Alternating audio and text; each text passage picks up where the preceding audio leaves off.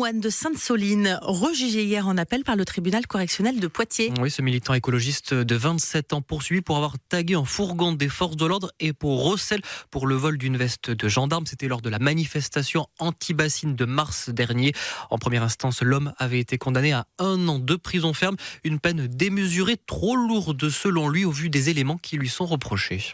1 an de prison ferme pour avoir simplement tenu quelques instants une veste de gendarmerie qui était par terre, pour avoir simplement, en étant habillé d'une robe de moine, écrit sur un camion qui était déjà détruit. Donc en fait, il n'y a pas de fait de violence sur les personnes et 1 an ferme est une peine complètement démesurée qui s'inscrit aussi dans la volonté de criminaliser les mouvements écologistes. Même ma peine, elle est complètement absurde, c'est-à-dire que je suis condamné à 3 ans d'interdiction de port d'armes alors que je n'ai jamais porté une arme dans le dossier.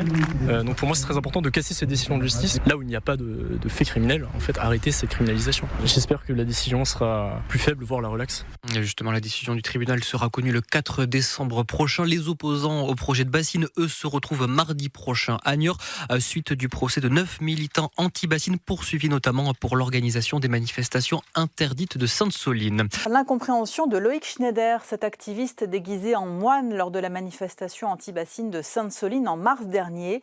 La Cour d'appel de Poitiers a réduit de 12 à 6 mois sa peine de prison purgée sous bracelet électronique. En revanche, il écope désormais d'une amende de 1 000 € pour dégradation d'un fourgon de police, ainsi qu'une interdiction de port d'armes pendant 3 ans. Loïc Schneider, interrogé par Morgane Jacob, annonce qu'il se pourvoira en cassation. On l'écoute.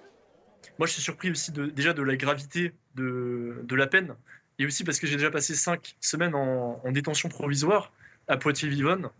J'ai été arrêté et puis extradé jusque là-bas en comparution immédiate, puis mis en mandat de dépôt alors qu'il n'y a pas de fait de violence physique dont on m'accuse. Moi, je m'attends même à un dédommagement finalement, parce qu'en fait, déployer une unité antiterroriste pour arrêter une personne habillée en moine qui va tenir une veste quelques instants trouvée dans un champ et déposer un tag, à un moment donné, il y a quelque chose qui ne marche pas dans cette société, dans ce système.